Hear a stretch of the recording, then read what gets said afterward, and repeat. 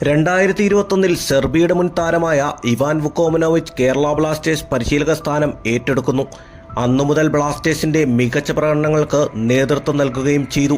തുടർച്ചയായ 3 വർഷങ്ങൾ ISLൽ ബ്ലാസ്റ്റേഴ്സിനെ പ്ലേ ഓഫിലെത്തിക്കാൻ ഇവാന് കഴിഞ്ഞു. സ്ഥാനമേറ്റെടുത്ത ആദ്യ വർഷം തന്നെ കേരള ബ്ലാസ്റ്റേഴ്സിനെ റണ്ണേഴ്സപ്പ് ആക്കുകയും ചെയ്തു. പോയിന്റുകളുടെ കണക്കുകളിലും ഗോൾ സ്കോറുകളുടെ കണക്കുകളിലും ബ്ലാസ്റ്റേഴ്സിനെ ബഹുദൂരം മുന്നിലെത്തിച്ചു. 2022 ഏറ്റവും കൂടുതൽ ഗോളുകൾ നേടിക്കൊടുക്കുകയും ചെയ്തു.